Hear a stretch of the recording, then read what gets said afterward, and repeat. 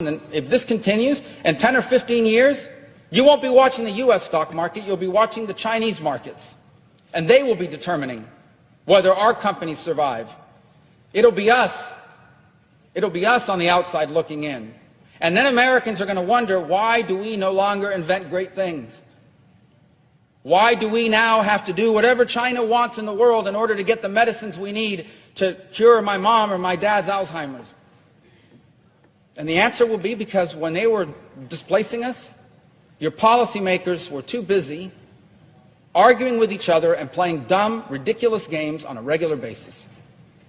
Meanwhile, China was focused like a laser with a plan, and they executed on it. This is not a game. I can think of no more significant issue from the perspective of history than what is happening now. And do not misunderstand me. I do not come here to say that I want to be unnecessarily aggressive with China or that I want there to be a confrontation. China is going to be a rich and a powerful country.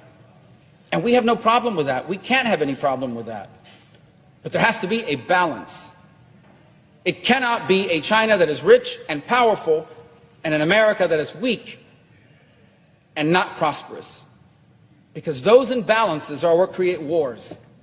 Those imbalances are what create misery. Those imbalances are what destabilize the planet. That can't be.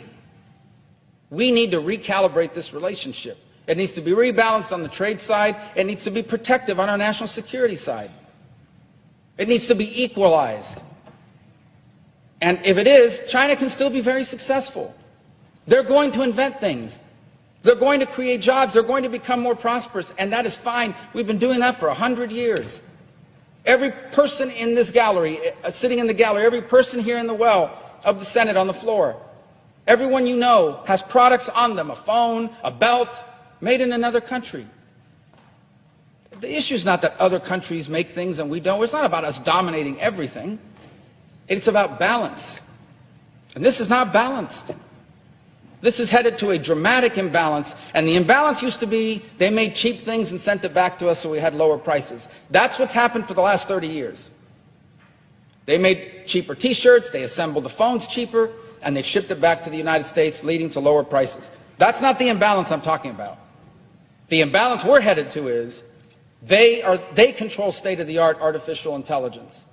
They control the state-of-the-art quantum computing, which means that nothing can be encrypted anymore. Which means there are no such things as secure cars left.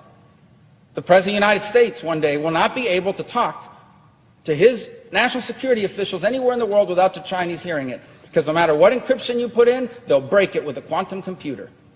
That's the imbalance I'm talking about. The imbalance I'm talking about is one day we'll have a dispute with China on something on national security somewhere in the world, and they will threaten to cut off our supply of biomedicines.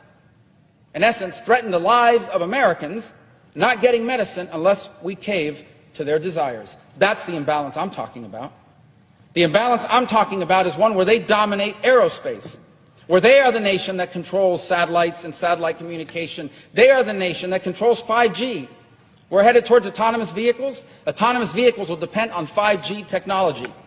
And China will dominate the world in 5G, and we will depend on it.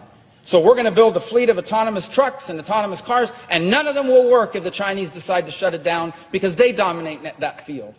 That's the imbalance I'm talking about. And if this all sounds fantastic, apocalyptic, look it up. Research it. And I promise you, you will not find a single person versed on this topic that would disagree with what I'm saying. This is the threat that we face, and we are not facing it squarely. So I would advise those who cover this issue to stop covering it as a political issue. There are some things so important to this country that I don't care what the politics of it are. And most of my colleagues don't either. Because these are definitional things that will define the 21st century. I would advise us not to cover this as a purely economic issue.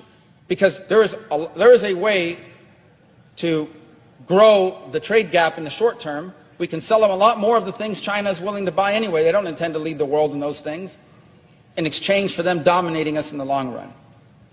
Get rid of the short-term thinking and start thinking our competitor has a 50, 100, 20, and 5-year plans. And we don't even know what we're going to be talking about next week. It is time to wake up to this threat. because we have two ways forward. There can be a balanced relationship between two great powers, leading to a world that is stable and secure and prosperity, or we can have an imbalanced world in which a rising power in China does so at the direct expense of a falling status quo power in the United States, and that instability will lead to conflict and a way of life for Americans that we will find unacceptable. And then it will be too late. And then we will have to explain, maybe to our children and most certainly to our grandchildren, why the America we grew up in led the world in all the great innovations and all the great ideas and provided prosperity to millions of people here and around the world, and the America they get to grow up in is a second-tier power